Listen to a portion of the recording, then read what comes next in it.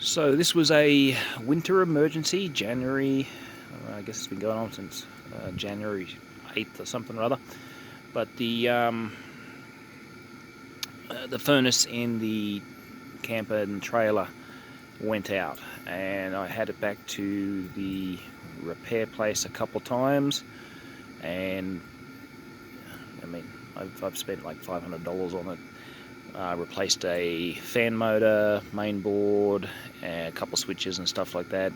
Final part of the repair, because I was just so tired of taking it back and forth to the repair shop, I ended up doing myself. But I wished I'd just either purchased another one or just did the repair myself from the beginning. At least then I would have saved a bit of money. So what did I do? This is like I said, a winter emergency thing. The furnace is working at the moment, this one, but there's been quite a few nights where it's just shut off in the middle of the night. And this is what I finally did to stop the pipes from freezing in the camper trailer. This is one of those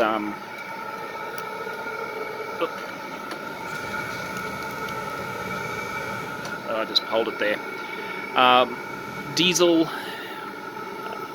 5 kilowatt diesel heater. It runs off 12 volt, and the diesel, of course. And this it's rated at 5 kilowatt, which is about half of what the furnace that was in there was rated at. If you work out what the BTUs are. Anyway, I'm going to turn this off real quick.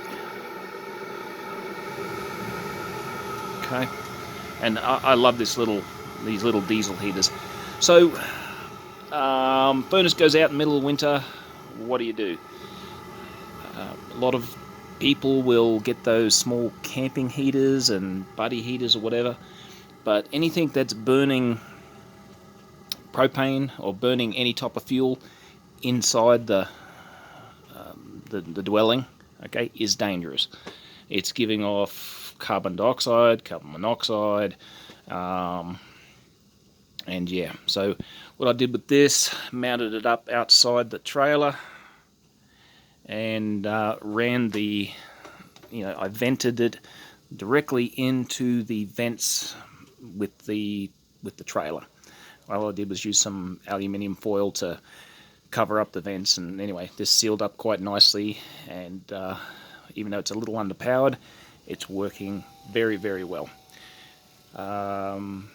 In fact, in some ways, it's better than the propane furnace, because it's taking in fresh, cold air from the outside, heating it up, and putting it into the venting system inside the trailer. And what I found is that I'm not getting a build-up of moisture anymore inside the, on the windows and stuff. During the winter, you get this build-up of moisture, and I am no longer getting it. And I think that's because it's taking the cold, dry air from outside and heating it up and putting it inside. And there's a little bit of gap over that furnace, over that vent system, and there's a little. I can feel a little bit of air coming back out as well. So got me out of trouble, working really well. And I'd recommend, if maybe if you get into trouble yourself, something where the combustion is taken place outside the dwelling is probably the best and safest idea. Yeah, just follow the directions with the heaters that you buy them, but you have to watch out that this is the exhaust pipe, and you just have to make sure that's not going somewhere that it's going to start a fire, because it does get really hot.